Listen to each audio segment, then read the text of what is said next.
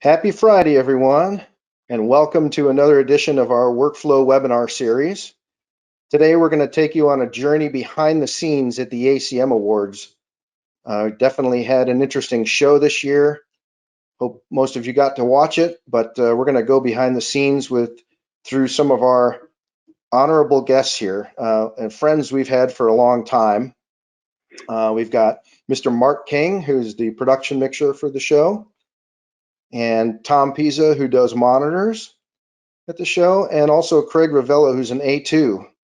So we're going to jump right in here today. But before we do, I just want to let you know we're all at our respective homes here. And if we have any issues, we'll try and resolve those as quickly as possible and be back up and running. So, well, with that, Mark, I'd like to jump in and just have you give us an overview of how long you've been with the show and how things were when you first joined on for this award show.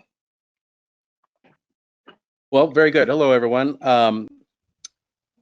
I've been involved with the show since 1985. I have been mixing the show since 1987. So I've been, it's been a big part of my career. In fact, Dick Clark Productions was the first production company that gave me the opportunity to do some of these larger type live shows. And so I am grateful to them for that. The question about what was the second question, Ryan? Sorry.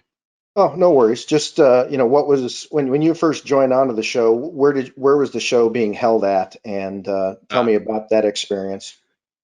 Well, when I first joined, it was being done at Knott's Berry Farm in Southern California, and I was not. I was involved in doing some of the pre-records for the show, not involved in the main show itself. So it was a very small venue at the Good Time Theater, I think it was called, in Knott's Berry Farm, and a very small venue, and it was a different feel. It was just, hey, everybody, let's get together and do a show. Wow. Yeah, I had that kind of feeling. But as the popularity of the show grew, they needed to expand, and so they went. I can't remember. They went to the Pantages after that. I think one year at the Pantages, and now I can't even remember what the other venue was before we finally went to the Universal Amphitheater in Southern California, and we were there for many, many years as the show continued to grow. And in the early years, I didn't have a music mixer at all. I did the entire show by myself, and if you can think in the Wayback Machine, that was in the days of analog. And so my control room in the production truck was jam-packed. I barely had enough room to get in the door and squeeze by all of the consoles that I had set up around me to facilitate all of the inputs from all of the live bands. And there was a time too when the Milli Vanilli scandal broke and everyone was paranoid to death to do anything pre-recorded. So everything was live. And so I did that for probably the first 7 years I was actually mixing the show. And it got to the point where even I recognized the need for a music mixer to help out. And so that's when we brought Biff Dawes on. And for many years, it was just he and I mixing this show together. Wow. How did you get into being a production mixer for the show? What was your path to that? Well, the challenge is where do I break into my story to start the thing? Because I began my career in the recording studio, and I was simultaneously working at a church as their sound man. and the church had a ministry, a television ministry, and even back then, you know, that was a novel idea for churches to do. And it was there that I met a young man called Chris Donovan. Chris Donovan was the director slash TD of the television portion of the church broadcast. It wasn't a live broadcast, it was a tape broadcast, but so it was delayed by a week. But nonetheless, he somehow saw some talent in me and suggested that I start to work with him. He had other things. He had his own production truck, and we would go out and do Cal Worthington commercials. So those of you in Southern California remember Cal Worthington, and we did you know, other things. We for a lighting company that was here, and we did a talk show for a short period of time. Greg Ferrillo's Steam Room. Greg Ferrillo was a sportscaster here in Southern California. So jump to then Chris decided that he would ask me to do things what we called tax shelter shows. We didn't know they were tax shelter shows back in the day when big production companies were taking advantage of tax loopholes and everything. They would produce shows that were, you know, with the intent to air them, but really to take a loss on them. I'm not really telling any trade secret anymore, but anyway, I was involved in that, and that's where I met. I don't know if it was during one of these types of shows, but particular types of shows, but in the studio that I was working with, we were working with a director, not Chris Donovan, named Gene Weed. Gene Weed was one of the original founders of the Academy of Country Music Awards, or the Academy of Country Music.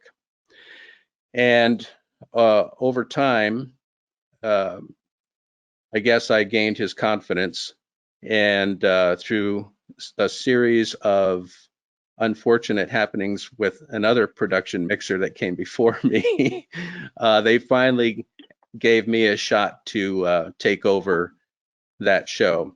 To be honest, that wasn't the first show. They tried me out on a show, that another show that they were doing called the Soap Opera Digest Awards, which was it eventually morphed into the Daytime Emmys, or was absorbed into the Daytime Emmys. So there was that, and so I did the Academy Country Music Awards, and then also the same year I took over the Golden Globe Awards. So that's how I started in television. So all of that time, simultaneously with all of that, I was also working in the recording studio as well. So that's great. I'm going to jump over to you, Tom, here in a second, but I just want to remind all of our guests that if you have a question for any of our panelists here, feel free to type that in the chat. That would be great. So, Tom, what about you? When did you get started mixing on the ACMs? You know, as Mark was talking, I had to rattle my brain a little bit to try and remember exactly when, because the ACMs, compared to some other TV award shows, the ACMs I kind of came in a little later on, primarily because it was a single monitor position show for a long time. And even though they had more or less 2 stages either side of a thrust, so really 3 performance areas, they still stuck with 1 monitor mixer for quite a while, which anybody would agree is not a good approach to a multi-act TV show. But I do recollect, I want to say it was around 2013, so not as long as some of the other shows I've done, but long enough that I do recall that moment that Mike Parker, who he and I were almost always AB and monitor mixers on a lot of these dual monitor position shows. He couldn't do it that year for some reason, so I stepped in to cover him, and he warned me ahead of time. He said, "You'll see quickly how crazy the pace is. It's not only the acts for that show, they also pre-tape a show that would air, I believe, Monday. It was like a salute to the troops that year, I recollect. So all in all, you have, I think, 25 snapshots, 25 performances that we either rehearsed for the live show or pre-taped for the other show that was going to happen. And I had just come off of ACL replacement surgery. I was walking, but like limping and with a cane. So I remember like there was no time to even go to the bathroom on that show. They just kept wheeling acts out to sound check. My goodness.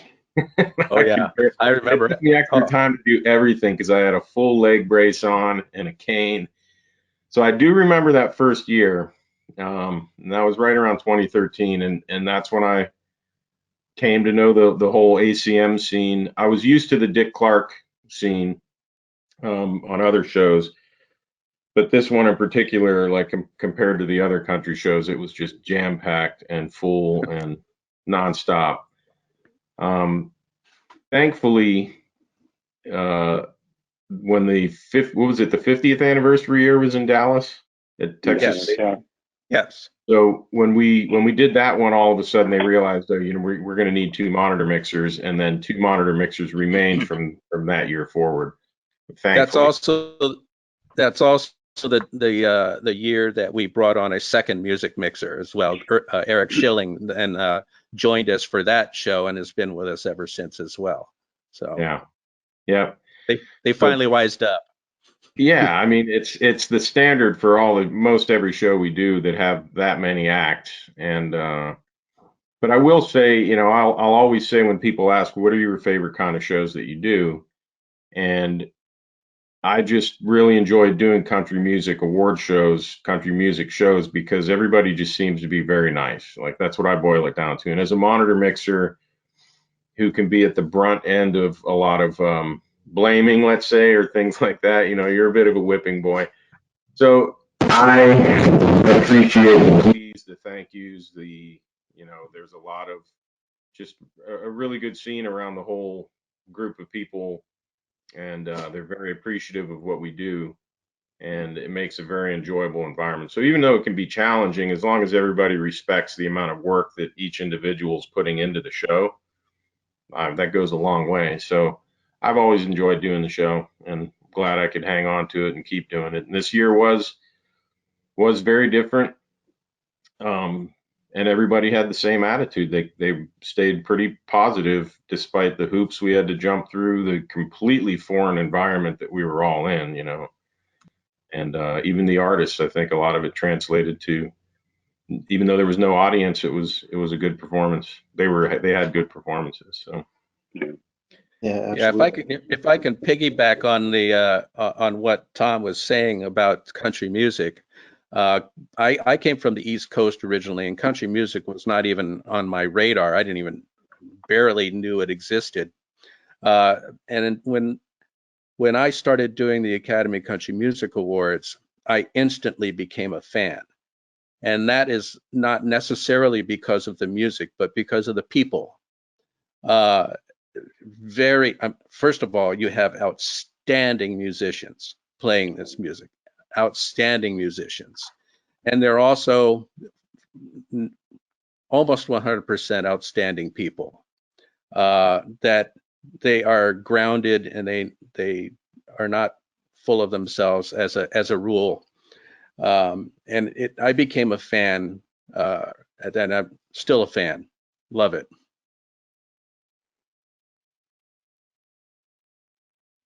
Speaking of more outstanding people, Craig, how long have you been with the show? And have you always been the A2 on the show? No, at least with A2s, you fill in some years you don't, and probably much like Tom. One day I just was there. I think I've been a full-time A2 there a decade now, maybe. But I filled in a bunch for people and other stuff a few years before that. So I don't know, 15 years. Awesome. Well, Jen, who's in the background running our PowerPoint, just reminded me that our congratulations are in order for Tom and Craig, who both won a 2020 Creative Arts Emmy for the Oscars.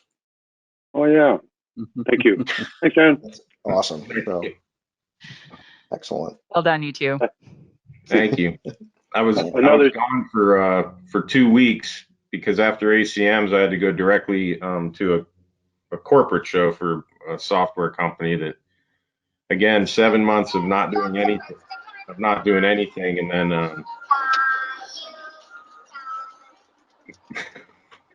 then basically 2 weeks gone back on the road, getting re-familiarized myself with my routine and everything. But I did come home to all these boxes of stuff that was shipped from the Emmy people. Yeah. They said since Wow. nobody could be there in person, they sent like a ton of swag and champagne and all kinds of stuff. So that was nice. Nice. That's great. Stop rubbing it in. That's fantastic. Mark, you know what I'll say? I've because the Emmys are a fickle thing when it comes to the shows that we do, and you can walk away from a show, and I'll say it again, some of these country shows we do, either CMAs or ACMs, you walk away with the best feeling of some of the most outstanding live performances. Like Mark said, the players on the shows, they're lifelong woodshed developed players that they play live, and you walk away, these performances are outstanding, the show's outstanding. Like, man, if anything is an Emmy show, this is an Emmy show. And then something else can win that just had a little more flash or something.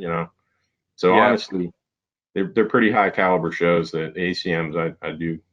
I will say. Yep, I agree.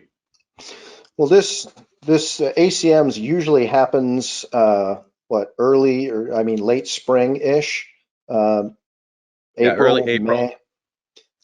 And this year, of course, with what's been going on, it got kicked back. But when normal times, when would you usually start planning for this show, and what does that usually entail? Well, it's changed over the years. I mentioned earlier that for a long time, I did the show all by myself. And so the routine started a full month or so before the show. And I was doing the things, I was calling all of the acts and asking for input lists and designing really just about everything, how it goes, and ordering the gear and everything. And over time, I remember Rick Teller, who's also been with the show almost as long as I have, in his very gentle way, and I mean that sincerely, without trying to ruffle my feathers, suggested that perhaps maybe he should take some of the burden off my back and take it. And so over the years and up until, and I think it was the 50th anniversary when we brought on Chip Matthews, I think from who became sort of the liaison between the country acts and the production people, and we sort of have this whole process has morphed into a collaboration with Chip sort of in the middle between the production and the country music world with managers and things like that. And Rick Teller was really the one that puts together the input lists now, and ATK, and also does their own work in putting the gear together. And so I'm out of it pretty much until I get the final paperwork, and then of course then I set in motion how I am going to implement all of those all of that information. The good news now is that we live in a digital world, and we use the same production trucks and music trucks from year to year, and very often we can simply recall from a previous year and either modify or build on that snapshot. Every now and then we do have to start from scratch. The 50th anniversary was one of those, because we were down in Texas at Texas Stadium for the Cowboys, and so it was a different animal altogether. And so we rebuilt from scratch for that show. So the digital world does make as mixers our lives a bit simpler. However, as anyone who has sat behind a digital console doing the same thing from year to year will know, that there are many times when you recall a previous preset or something, you will sit there and wonder, why in the world did I do that? And so the forensics trying to find out why things were done will sometimes take as long as if we just started from scratch. So anyway. Yeah. Yep. Yeah. Well, maybe each one of you can kind of walk us through what you normally do when you walk into the venue to get ready for rehearsals each day. Craig, why don't you start? All right. For rehearsals each day, we'll certainly go down the list to make sure all gear is there. In the case of people who are micing bands and stuff in the pre-COVID days, you make sure all the components are there. You check, make sure there's no changes. You'll get with their monitor guy. We'll go talk to Tom. Maybe Marcus heard something. Make sure that's all together. In the new production, we make sure all the cleaning stations are up. Make sure now with the new show, the one we just did, everybody has a mic. That's theirs for the day. It doesn't change. So we make sure that we have gallon bags, we have cleaning solutions, we have gloves. We're also required, depending on the place, either a full mask or a full shield, a mask and gloves. But they're starting to go to goggles now and a mask, but it has to be an N95 mask and gloves still when talent is on stage and they don't have a mask on. So aside from making sure that all the gear is there, now you have to make sure all your cleaning supplies are there, making sure that there's a mic for everybody. And that's kind of how the day starts, just to take it from there. What about you, Tom? I've discovered that the first thing you have to do when you get on site is open your Dropbox. If not, when you're still laying in bed in the morning, open your Dropbox and make sure that you stay ahead of the changes. Because again, like Mark said, it's a digital world. So there's not people distributing paperwork with new input lists constantly. Yeah, can you maybe, sorry to interrupt you, but can you maybe elaborate on what some examples are of some of the changes you might get on a daily basis? It's almost like on an hourly or half-hourly basis. Wow. So you're pre-programming, with a digital console, at least in my world, you're going to program a snapshot on a Digico for every act that's going to be on the show. And you don't want to pre-program too far because if you program past a few days, you're going to unprogram or get ahead of yourself on all these changes that are going to happen that you have to globally go in and do, or, so that's some management on how many snapshots you're building at a time to stay ahead of the game. So when that sound check does happen, you are ready for it, but you don't want to go too far ahead. So an input list can change from something as dramatic as being a track performance with just live vocal to all of a sudden they decide to go live, and now you have a 25 or 30 some input input list where, obviously that takes more time to program. In my own personal world, I look ahead to every single input and the type that it is and what mic is on it. So I know that if it's a kick drum with a B52 and a 91 inside, I'm going to individually go ahead and do what I normally do with those microphones that I'm used to working with. I know the character of them.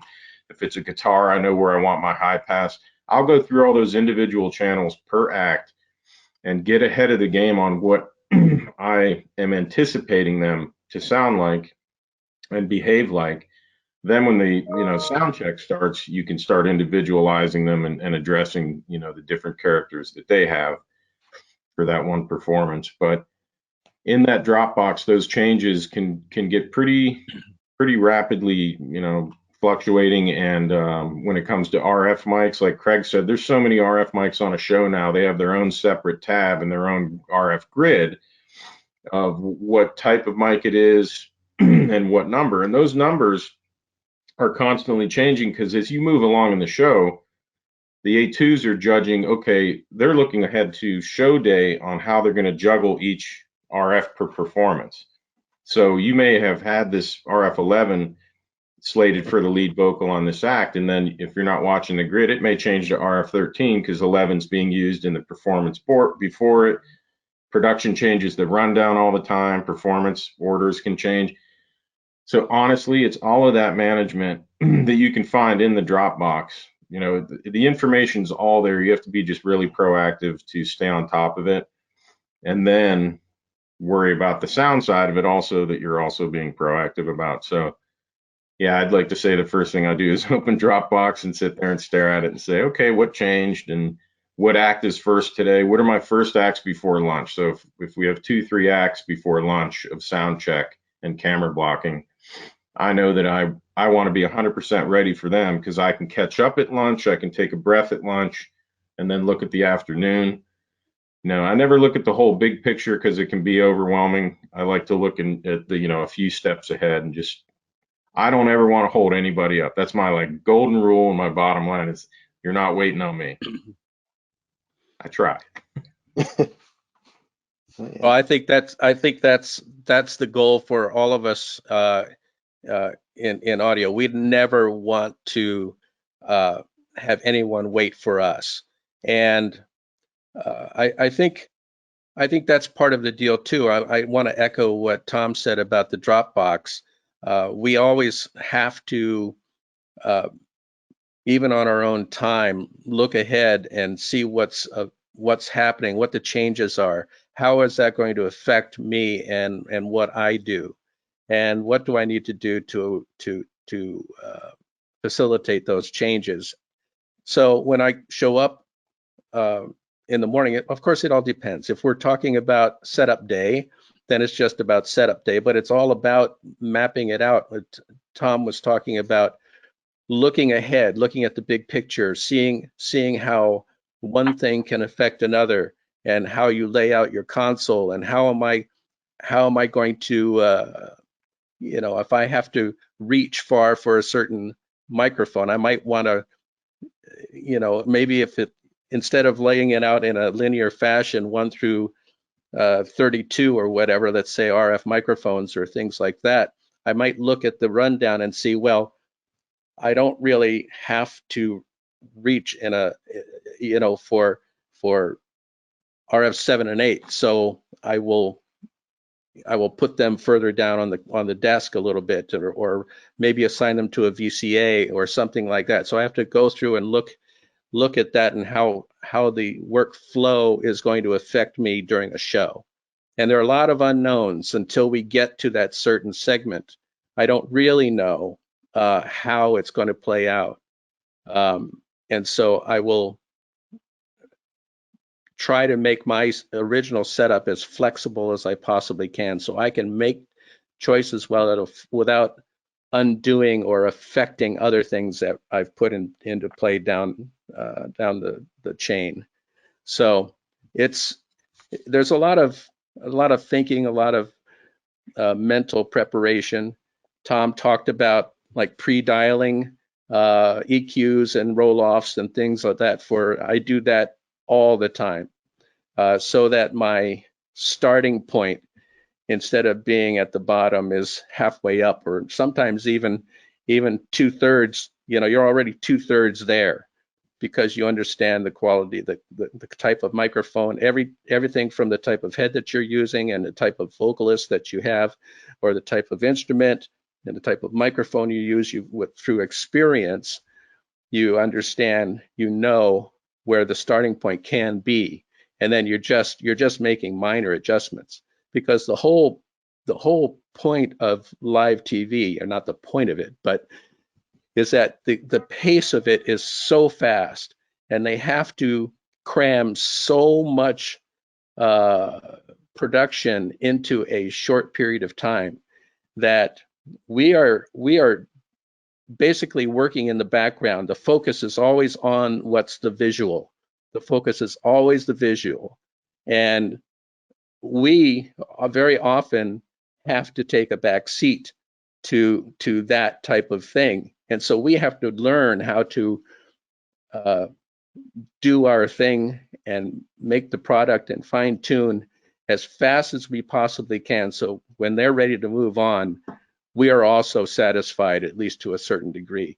And we know that maybe at dress rehearsal, maybe we can make those fine-tuning things at that point, and we're in a good spot to move forward. Otherwise, you know, if you're not able to work at a lightning speed, you're not going to be very long in the live television world.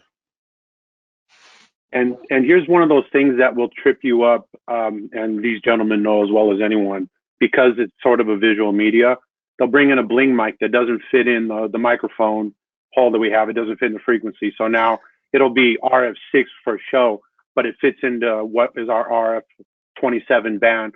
So now we're shuffling stuff around. And it wasn't in a Dropbox. It wasn't mentioned anywhere, but it just happens to match the dress or the whatever they're wearing, or the white mic stand, you know.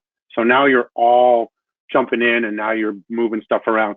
That's the kind of stuff that we have to deal with every once in a while. And sometimes it is literally a couple minutes before. And as you and Jen know, we're calling for stuff too, because, hey, by the way, they need this. Well, did anybody ask? No, but they still need it. So I've seen you guys in Vegas every once in a while going, here. Like, yeah. So production, especially when it comes to a visual medium, although we're in the background, they still see what they're singing into. And sometimes a bling mic is absolutely a stinking bling mic and they can't live without it. So anyway, Well, my little take on it. Well, I think we all can agree that it's the oh by the ways that will trip us up. We try our very, very best to plan for the unknown, but every now and then something comes along that we couldn't envision, and that causes a little bit of stress. But we've been doing it for so long and we've seen so much, and I've got to say that, and our crew is so professional, that very few things get us super riled up or anything. I think the one thing that will, if anything, cause more stress than anything else is being put in a position to fail when there's no excuse for it. That, I think, is what, and it doesn't matter if we're in audio or any other position on the show. Because if we're on the practical end of an oversight that was unnecessary, if somebody had only asked, someone with a greater knowledge than we have had only asked a certain question at a earlier time, we wouldn't be in a position to fail at this moment. And I think that's the thing that would get me, irritated about. Of course, can't spend time being irritated, because you'll just mess up in the next 10 minutes. You're wasting time if you stay irritated very long. Yeah, very true. Well, there were certainly a lot of changes to have to adapt to for this year's show. We've actually got some pictures from last year's show, and we've also got some from this year's. And we thank you guys for sending those to us. So yeah, maybe we can talk through a little bit about, what were some of those major changes you saw last year. So we're looking at a shot here from back from front of house from last year, and look at all those people. Well, that's the change. That's the change. And I think from a mixing standpoint, from my standpoint, and as a production mixer, the challenge has always been to capture the moment. It is at front of house as well, to capture that moment, the performance moment for the people sitting, because the artists are performing for the people in front of them. I would dare say that most artists who are doing these live shows are performing for the people in front of them, not for the people who are eavesdropping at home. The change this year is that there weren't people in the audience, and they couldn't see the people at home, so they were performing for themselves. And as far as the performances were concerned, I felt they were stellar for most of it, because I think they weren't trying to project something. They weren't performing, they were playing. And it's almost as though they were in their own little studio just amongst themselves and just playing. So I felt that the feel of the performances were really, really great this year. Now, having said that, the challenge is to tie all of that together in a live show. You have audience response that is screaming. You have camera moves that bridge the gap between one performance and the next thing coming up, whether it's an award or another performance or an introduction to another performance. So in the absence of audience response, what do you do? And so the producers didn't want to add fake audience response because they wanted to take pictures of empty rooms. The Ryman, the Opryland, the Grand Ole Opry House, Bluebird were empty, and they wanted to show that. They didn't want to hide that. And so you couldn't have artificial, any kind of sweetening per se of audience. So, and they didn't want the artificial Zoom audience behind either. So the challenge is, how do we bridge those gaps? And I think the decision was with music making those transitions from our playback position in my booth.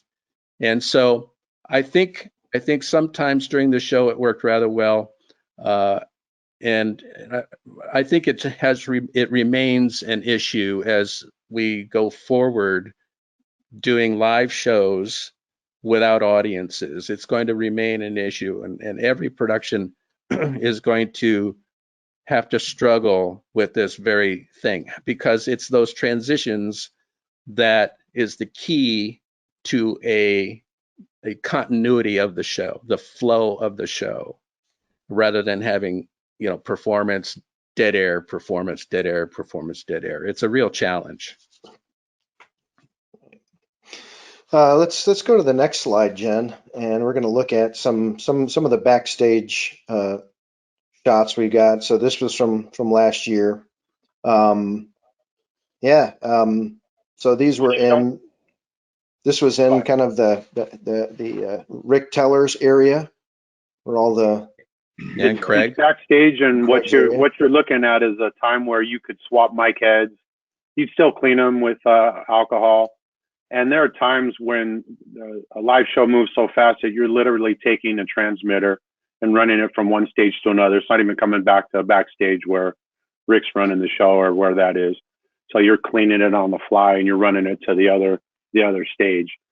There is no hurry anymore at all. There's just no one's running at all. So that's why you have we have almost 50 mics at the ACMs. Everyone had their own this year. Mm-hmm. Yeah, I mean, last year it looks like there was probably over 25 or 30 capsule changes, right?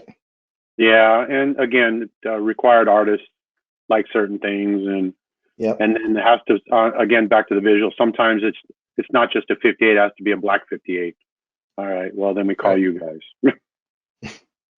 Right, absolutely. Well, what we had as well this year was we did swap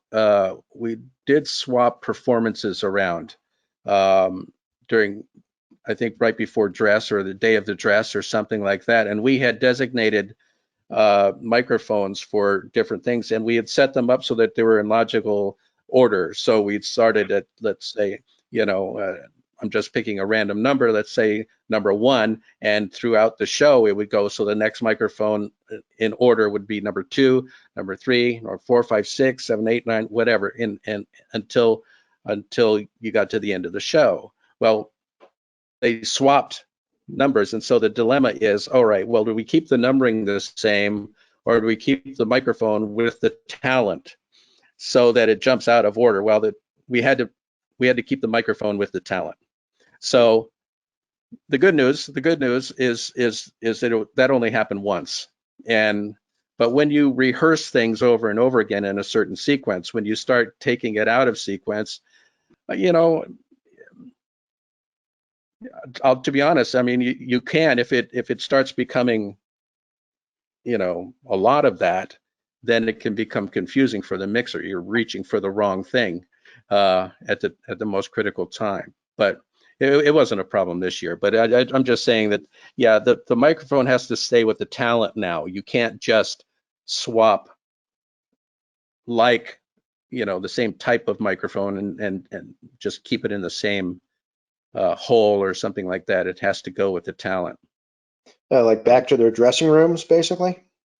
No, it stays with us.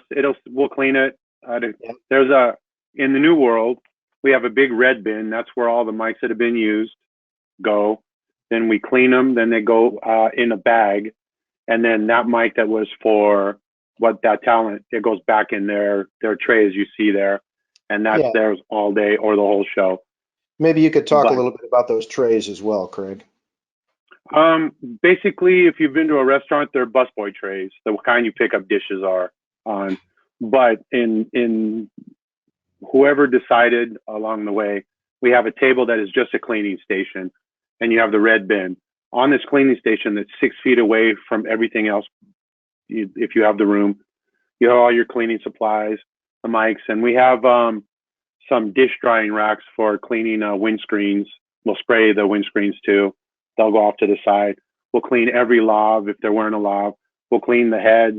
We'll clean the transmitters, and then we'll let them dry out. And once they're dry, they'll put them in a Ziploc bag. Their name's on the Ziploc bag, and it goes back into their tray. For the last couple of shows we've done, it's like that.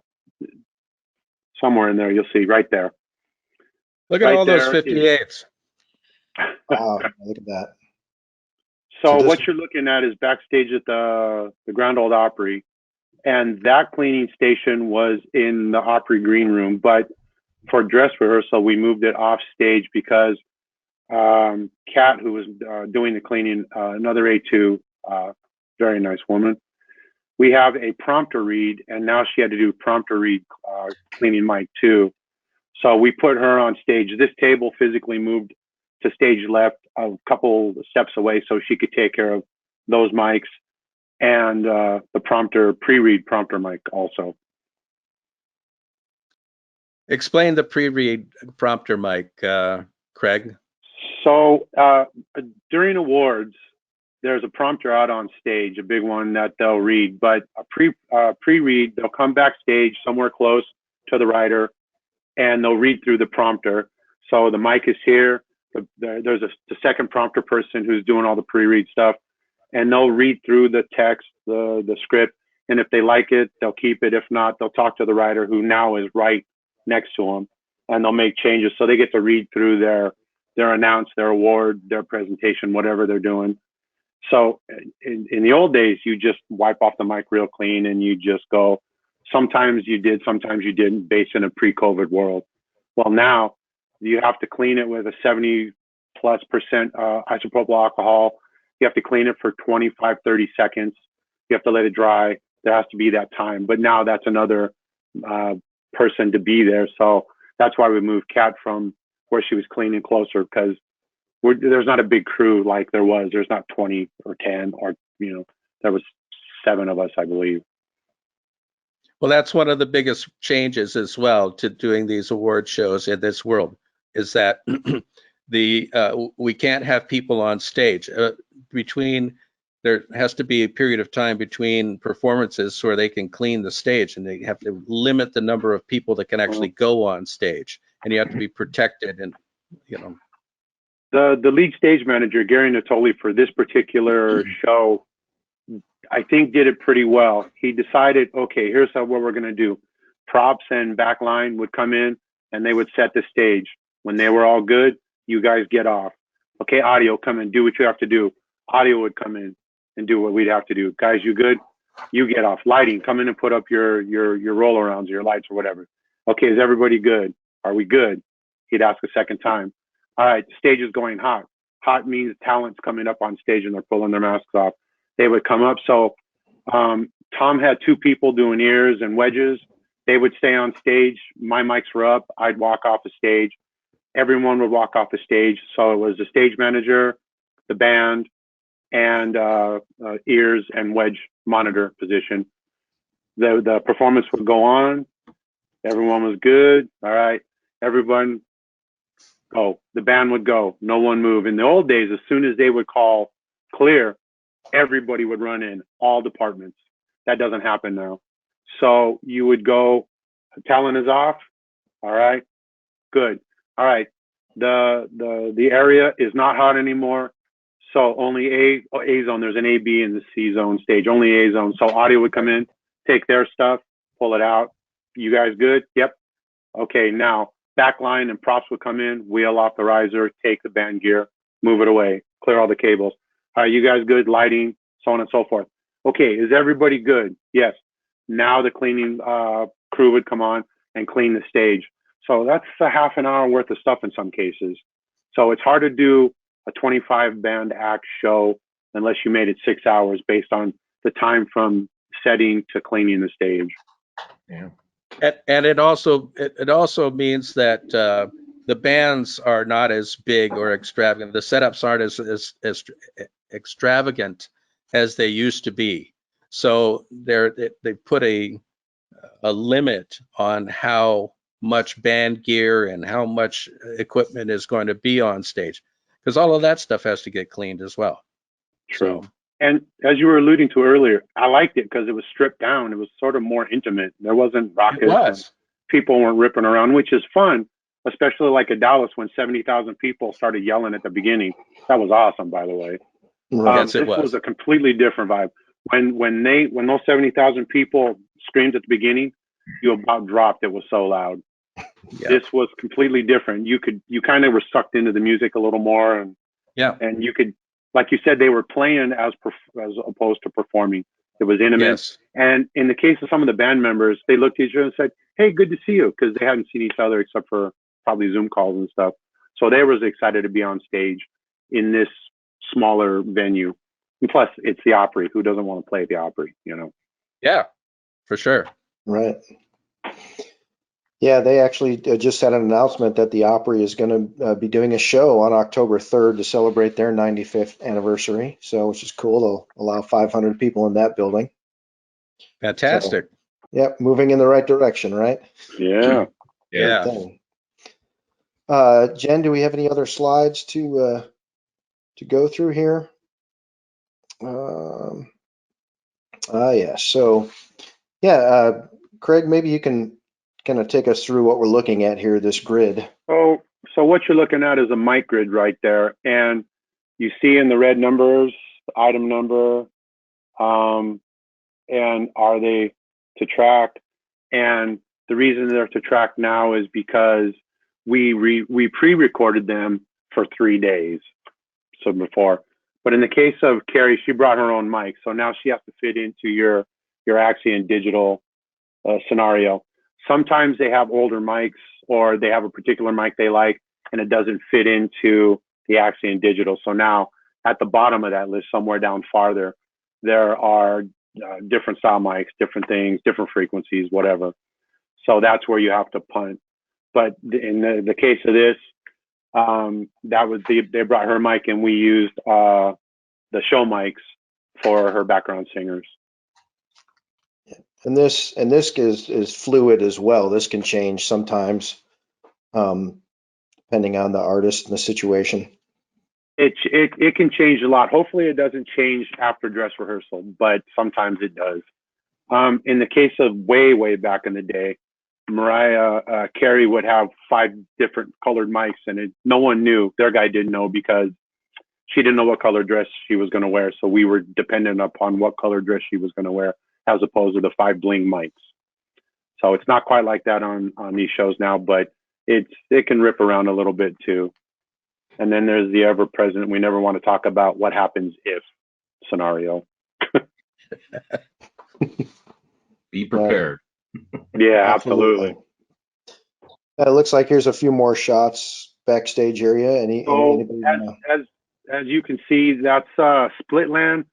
As you look at the picture on the left, behind those the splitters and the hydras is where Tom is sitting.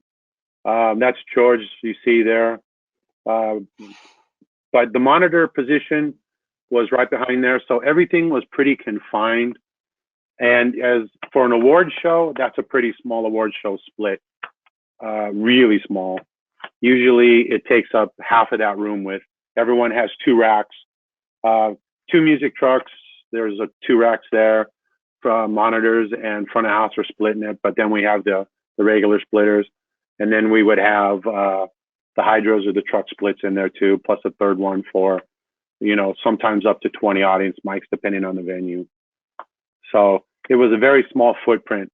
Now, with all that said, that was one of the cooler rooms, split lands we'd ever been in. It's a green room for the Opry. The couches were comfortable. Wonderful. I'll never see that again, ever. Never see it again, yeah. Wow.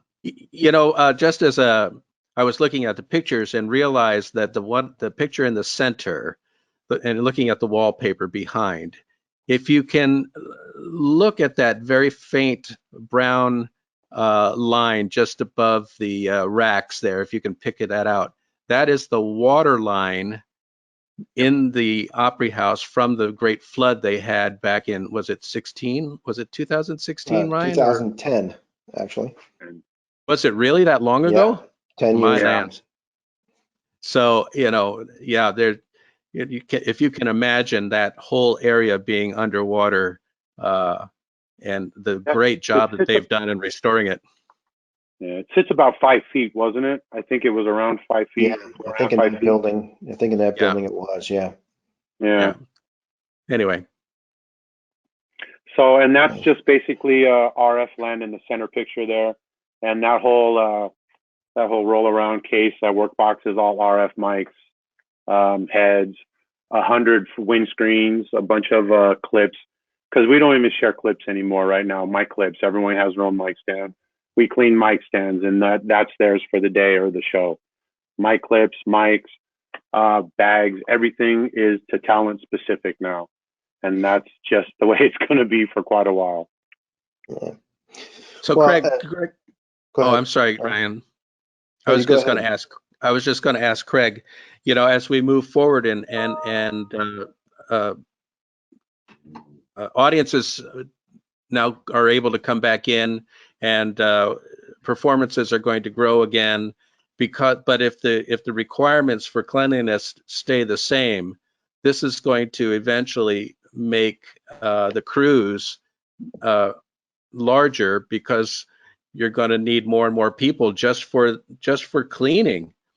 You're going to need a patch person too, because if we have 50 mics, and you're not going to want to start digging around as a mixer here, and here, you're going to want it in the hole. So you're going to need someone full time just patching, like we do for personalized mics. Someone is okay. They're always going to be in 12, but here.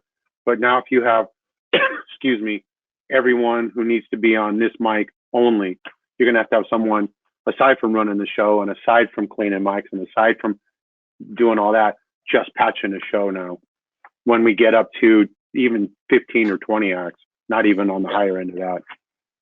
And some people might even want the same person coming out and setting their microphone. They don't want random people coming out and handling that microphone. In days past, in specific people, talent, stars, as someone who hands them a mic, I usually just stand next to their monitor person or their person on stage, and I said, "Look, you're the face. They know you. When I tell you to check the mic, check the mic. So when you, Mark, or you, Tom, need it, I just stand next to them, and if they talk across the mic, that's fine, because that's their person. I don't need to do it. It's just easier if talent sees their people walk in. So for that part, it's just one more person that has to be on stage for their people, and that's fine. Because usually there's someone talking to one of Tom's guys, George or Dave, and they're whispering in there so they can talk to them on that side. So it's kind of the same, just a little more deliberate about how we do it now. In addition to the cleaning situation you had this year, were there any other challenges that you ran into as opposed to the production side of it in a normal situation?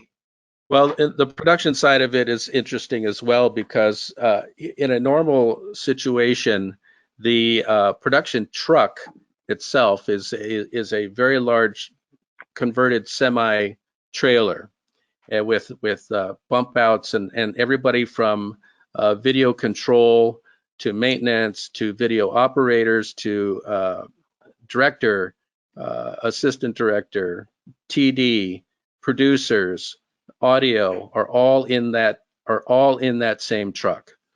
Well, because of COVID social distancing rules, many of those things have been outsourced. And so now you have sort of a skeleton crew in the truck. In the ACM's world, pardon me, in my booth, it was the same, because we always work on a skeleton crew in the audio booth. We were always, myself, my booth A2, and an audio maintenance person, which was Pete Dahlstrom. However, in production, there was a script person, which is necessary. There was the AD, and there was the TD.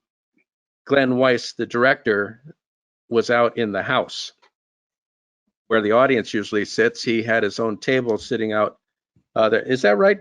Actually, I don't think I ever was out in the house. He must have been. I didn't. He had a table. Rock had a table. Jack had a table. Barry and the writer had a table. There was 9 or 10 tables out, socially distanced. Socially distanced. In the back of the house. Yeah. Yeah.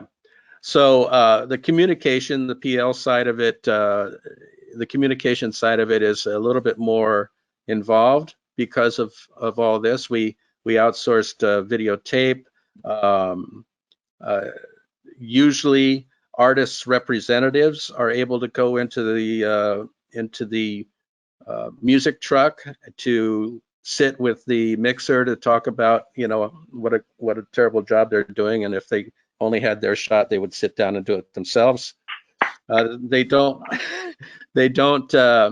have that opportunity anymore. So we had to set up a little compound, a listening room outside under a tent, so that the artist reps can sit out there, and they had a direct line to the music truck so that they could talk with the mixer and give their ideas and suggestions via PL or intercom system, as opposed to being in the truck itself. So there are certain things, and as Craig alluded to earlier, there were 3 zones, A, B, and C, and dependent on your level of exposure to the talent, it determined your zone. A was on stage. If you had to be on stage, you were on the A zone. If you were in the B, there were levels of B as well. You could B2, you were able to go inside from outside, but you couldn't go on stage. B1 though wasn't even allowed in the venue when talent was on stage. And then of course C was you're out of luck. You have to be outside. You can't even go inside at all. And for talent walk-ons and walk-offs, they had a long pipe and drapes, an entrance in and a separate entrance out. And there was a curtain between the entrance ins and outs that was sort of away from crew and all that too. And there was a second listening station marked by Tom. So there was. And there was one by, and it had a foot switch too, so you didn't have to actually touch the mic. Yeah. So these are all accommodations that we're having to make. Some of them I kind of like, but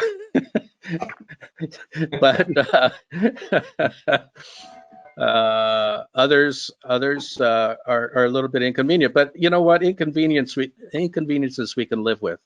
That's as long as it doesn't impact the work that we do, and our ability to put forward a superior product, then whatever, There you go. Well, Jen has joined us, and she's got some questions from our audience to run by the panel. Hiya. And those of you tuning in, feel free to throw questions in. We're going to start going through them now. We did get a compliment from Nick to Mark. Glad to see you're on a 58. So, Absolutely. Just give me a 58. of course. So we have a question from Patricio coming in, I think, for Tom, asking if guest engineers are allowed to mix monitors. Good question, and it actually kind of segues naturally from what Mark was just talking about, and Craig too, just regarding how different the show is in the COVID time and social distancing and things like that. So I'll start by saying normally on a show, based on my personal relationship with that artist's mixer, if I know their capabilities and there's a trust built there that usually happens over time, over some years of doing the same shows, or I know them from many years before with different artists, yes, I'll co-work with them, especially when it's in-ears and they know their artists really well. I've already done my diligence of creating a snapshot that has everything to address the environment of the award show. So those are the unknowns for that particular engineer. They have no idea what's coming down the pike, and I'm there to guide them through the award show. But I also trust their relationship with the artist. And listen, there's going to be no quicker thing than them, if they know the console and we have a good trust, to then I'll just say, look, here's where the stuff's laid out. They can dial up as they needed. And then typically they do go to the stage, because I always say FaceTime with their artist is more comforting than them being 200 feet away. It's not like on tour where you're just off stage and you have line of sight. In the case of an award show, I'm up in the 200 level in a tunnel, with a makeshift monitor world and a video screen. So over the years, they usually come up, say hi, they can check in, diddle a little bit, and then if they think there's some absolute moves that only they can anticipate when their artist leaves a mic and they have to duck certain things, things they know their artist gets in their head. And if I trust them, yes, they can be on the console.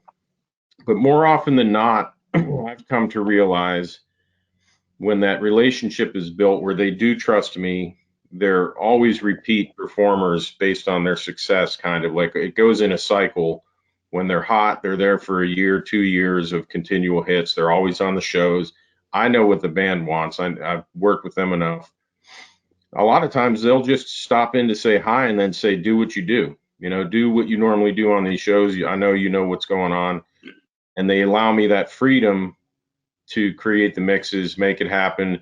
They'll go listen before the artists ever get up there. When the techs are playing, they're going to listen to everything, say up or down or tweak this, and thank you. So that I appreciate, and that's built on, years of trust of these guys coming in on shows. This time around, they decidedly brought, smaller camps. Everybody that came in had a smaller camp. There were less guitar techs. Certain artists had no monitor guy with them at all. And I appreciated the fact that, some of the production managers would come up and say, look, we know you got it dialed in, you're fine, and it worked out. So in this new environment, or this temporary new environment, I'll say, has forced a smaller crew size to come in and created a little bit more, not responsibility, because we're all responsible as production crew, but it just had a few more things you had to make sure of without having an actual monitor guy there. I know this is a bit of a long answer about whether or not they can mix or not, but it kind of all ties in together that, again, it's like a personal relationship. I will mention one special thing that's on my heart. Mark Earp from Eric Church, longtime road crew and monitor guy, production guy. I mean, he was a sweetheart of a man, and he was one that used to come in and say, Eric would always tell his crew, look, when we come in on these award shows, these guys have it dialed in. I want you guys to take the day off, not leave the venue, but literally he goes, you guys are on vacation. Let everybody here do their job. And Earp was the coolest guy that would just say, man, I know you got it dialed. You always make it sound good. Thank you. He recently passed away this year. So when Eric showed up, I think he had two guys. He had his production manager and one of the guitar techs, I think, 2 or 3 at the most. And we had a little talk about Earp and his life and everything. And it's a great loss. And I did miss him. Out of all the guys that come through a country show, like he was, when Eric Church plays, I always like mixing the band, number one, but I always liked working with Earp. You know, he was such a great guy and a big loss. So yeah, that kind of sums that up. There's actually a follow-up question to this. Are guest consoles and backline allowed, or only production equipment? Yeah, I'll start on that one because I know it touches each person on this panel in such an individual way. It's a ripple effect. So I get it. When you know your artist and you're on a tour, especially, you're in the middle of a tour, so you have a monitor board that's completely dialed in, and it's dialed into your artist and the band and everything else. So it's very easy to say, hey, let me make it easy on everybody and bring this rig in. We'll plug it in. You guys don't have to worry about anything. I get it. It sounds good on that side of it. The trouble is now that it's in this show and it comes in, it causes a ripple effect of how everybody has to then patch around what is easy for you, but not necessarily lined up to the production elements of the entire rest of the show. So there's a lot of work, extra work that's actually added with bringing a guest rig in. I'll let Craig touch on the fact that it's their mic package or maybe half their mic package. What does that include? Looms? Does that include cable? The two worst things you hear are self-contained. Self-contained, except self-contained. for, right. You know, so, and in Mark's world, I would have to say that a lot of times as an A1, you know, a producer of a show who's trying to handle all this advanced work, you know, they can get deluged with people saying, oh, we're self-contained, don't worry about it. Well, a producer could say, oh, okay, well, that sounds good, but then they have to go to Mark and get the truth about it. How does this affect, you know, so Mark knows the entire scene from the top of audio on down to the stage and has to kind of speak for everybody in a way to say yes or no, or, you know, and weigh it out. Because when you open the floodgates and you have a lot of top acts on a show, who do you say no to? Where do you stop? Because I've been on a show that have 10 to 15 different monitor positions, all guests, and you're ripe for disaster. Because, and this is what I always tell people, guest engineers, you know, we're hired by production to ensure the success of the show.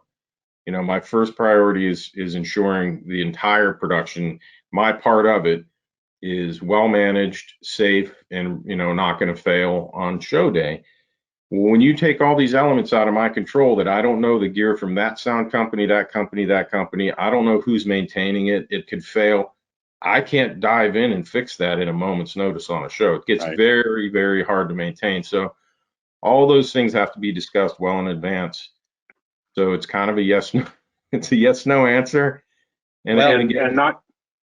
Go ahead, Tom. Sorry. It can be based on the history and the relationship of who comes in on a show. You know, the U2 used to come on the Grammys every single year. There was no telling them no.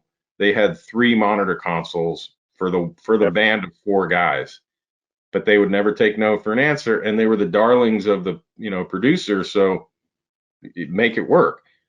If you get a new artist that comes in and they want to try and do it, you know, then you could say, you know, we need to stop somewhere here. It's going to get crazy. And the Edge's 1,500 pounds of equipment that broke the ramp getting up. Yeah. Yeah, the Edge's guitar rack is so big on 4, I don't know, maybe 6 wheels. It was so big, it broke through the decking of the ramp to get to the stage.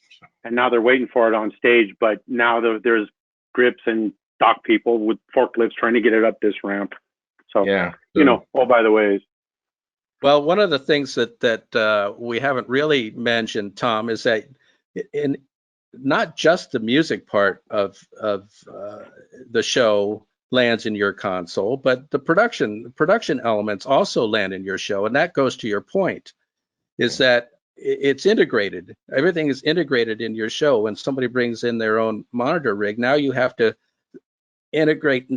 How do I make that work with my The word telethinking comes to mind. If they're doing 20 songs for one act and we're doing 24 acts, one song each, how you set up a show, how all those things get on and off the stage, how the dialogue, the audience, how all that gets into Tom from Mark through us. It's hard to get, like you said, 10 different monitor spots. There's a footprint in a stadium. If you don't have a stadium, that footprint gets way smaller. So you got people stacking on top of each other, and you've just added, 4,000 feet of cable, although it's better now because a lot of it's fiber. It's still a lot of more infrastructure to manage. Yeah. And, I always say I'm there to guide people through the environment of an award show to where, of course, my main priority is making an artist happy. I never want something to come to a halt based on what I'm doing. But I also know that it's a tricky show. It's a tricky show flow from rehearsal and sound check on through dress and on through live show. I'm there to guide people through it. So given the opportunity or given the chance to say yes or no, my answer is always like, just don't bring your stuff. We're going to, I guarantee you we'll get everything you need. We'll make it sound exactly the way you need. It's not your tour performance. It's a one-off performance based on this environment. So it's not the same anyway. So it doesn't really do you that much good to bring in what you think is going to help. You're just going to spend more time focusing on that part of it instead of the bigger important part. So perfect.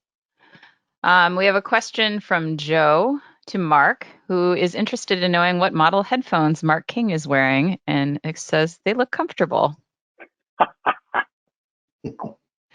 Oh, those look like. Go ahead, Jen. Those are 1540s, Ryan. I think. Yep. Okay. Yep. Awesome. And I will say they are extremely comfortable, and they are the best headphones I have listened to. And that is not a pitch just because we're on this webinar. This is the truth. First time I put them on my head, I was like, oh, wow, it's really good. I highly recommend them. Awesome. Yeah, those are the loaners that I have trouble getting back when people want to try things. Yeah. Well, it looks like they're yours now, Mark, because it's a COVID world, so they're yours. No loaners. Yeah, well, it's also in my house.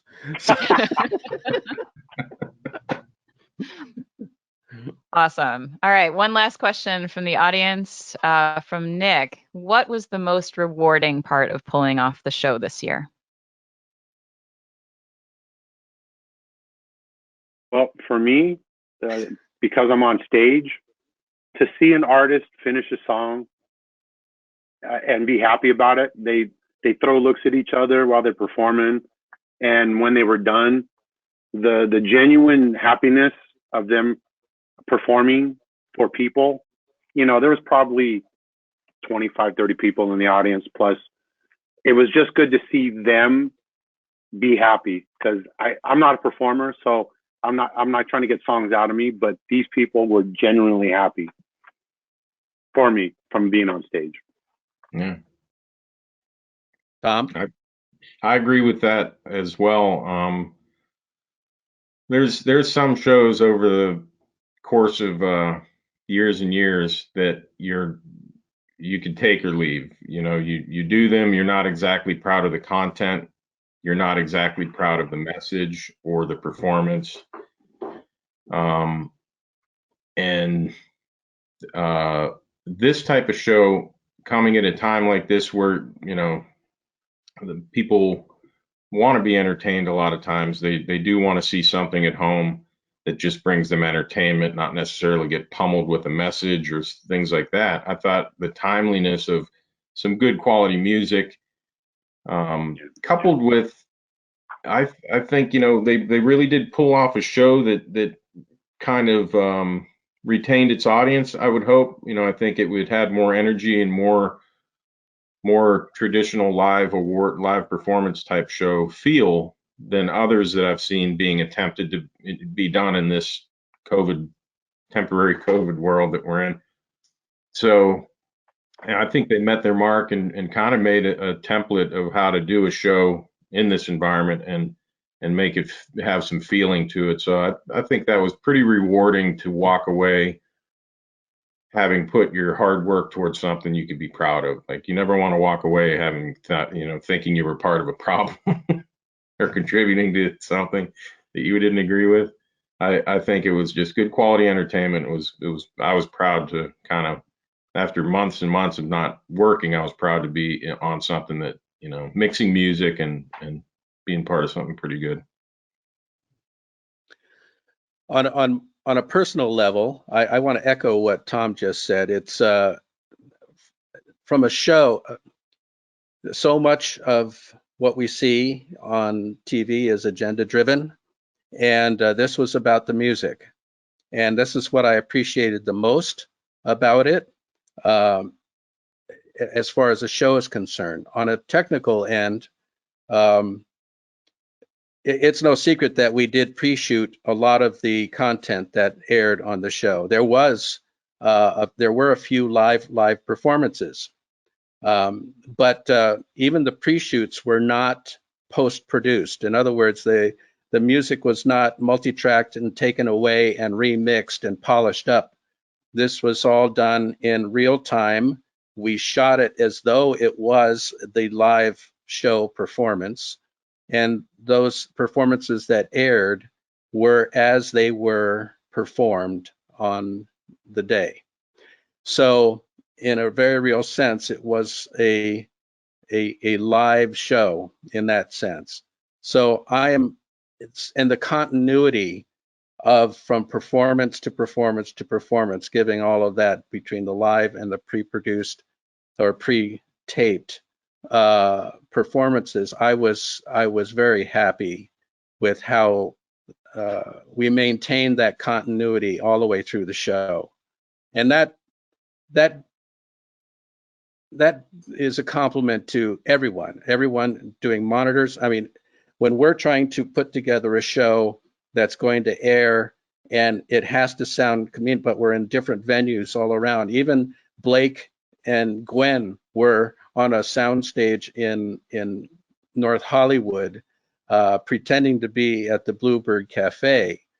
We had to mix that in a sense that made it feel like they really were at the Bluebird Cafe and things like that. And so there was a lot of instinctive mixing going on to looking ahead as to how is this going to fit in the show, and yet it has to be unique, but it has to have continuity to it as well. And so I think we pulled that off. I think we pulled that off very well. And so I'm very pleased with that. Awesome. Yeah. We had a couple more questions come in for Mark, actually. What audio console are you using in the truck? From Ann. It's a Apollo. It's a Calrec Apollo. It has, I think that particular console has 86 faders wide times 2, because there are 2 levels, A and B, on each layer. And so 86 times 2 times 11 layers deep. I've never been involved in any show. If I had taken every input from any show that I've ever done and put it in, it would have even come close to filling that console up. It's a massive console which likes its job. It is for a digital console, it is a very nice sounding console. I'm very pleased with it. Some of the pre-shoots that we did were done on that console, and not in a fancy audio truck. So it all works very, very well. I'm very pleased with that console. It's probably my favorite. Cool. And also asked about, is there a separate front of house mixer? I think There was Jeff Peterson was our front of house mixer, and of course he's trying to create an environment that we're not fighting. We're what he does with his PA system in those environments created the live feel to the show, because that sound from the PA finds its way back into the microphones on stage. And so it creates an environment. I also had some microphones in the audience as well, to even though they weren't picking up people applauding, we were capturing the environment that was then mixed into the final product. And so it was, and the process is similar to whether there's people in the audience or not. He has to tune the room. He has to make it sound musical. It has to be done correctly. So I never had to dial him in at all. He knew exactly what to do. I never had a single complaint, never a single note to give him about what to do with the PA. He really did a great job. Cool. All right, one final question for all of you. Some of you have been on these before, so you know what this one is. We always like to ask everybody who joins our webinar, what is your favorite Shure product? I always have to grab the box. Tom requires. You've done this webinar before. You should know. You should have your prop ready. I know I should have it ready, and I just scared my dog too, because I just picked him up. Okay, boy.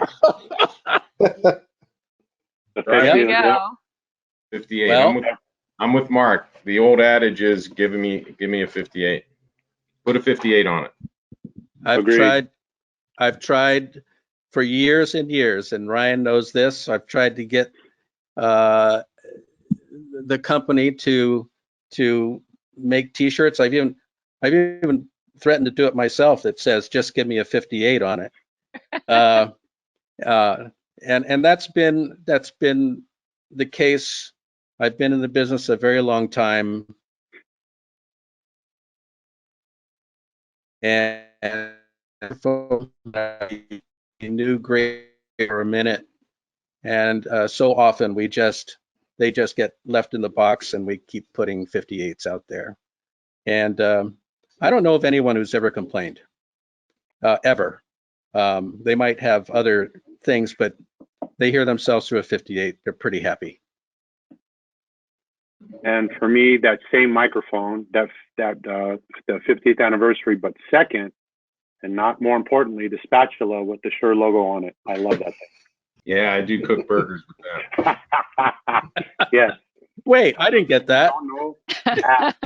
That's a fixable problem. We'll talk. All right. Thank you all for joining us. This was super great. Mark, Tom, Craig, we really appreciate your time and your expertise. Yeah, I would. Given. If you don't mind, I'd like to say, on behalf of Jen and I know we missed being able to come out and see you guys this year. It was definitely rough. We missed you. We reached out to Jen to see if you guys were coming or not, if I remember correctly. Yeah. Well, in light of, go ahead. Without being prompted to say so, honestly, when Jen and Ryan are on shows and others from your team, it goes without saying, like, anything under the sun that's requested, needed, or needs to be added to or whatever. I mean, you guys jump through so many hoops and come up with like so many miracles over the years that it deserves, some recognition. I agree. I agree. And to turn around one of the questions that was asked of you guys, I would just like to say that, whenever we're able to come out to the shows, it's a great pleasure just to come out and hang with you guys. And it's just such an honor to work with you guys and be around some great human beings. It's really what it's all about for us. So yeah, we really enjoyed that part of our trip. So thank you, Ryan. Thank you, Jen. Thank you, Yeah. Jen. Thank you, Ryan. Absolutely. All Well- right, a little bit of housekeeping before we jump off. I don't know, can you all see the PowerPoint again? Great. Yeah. Yep. Mhm. Awesome. So just a reminder, those of you who are tuning in, every first and third Tuesday, we have our Market Development Tech Talk. That's myself, Jason Waffle, and Ben Escobedo. Just open forum. Let us, if you have questions, we're there to answer them. So come join us first and third Tuesday, and then those of you who are already on our workflow webinar. I don't know what we're doing next month yet, but we're doing them. So we have moved those to twice a month instead of weekly. That is the 2nd and the 4th. Though October, the Tech Talk and the workflow webinars land on the same week. Whatever, it's fine.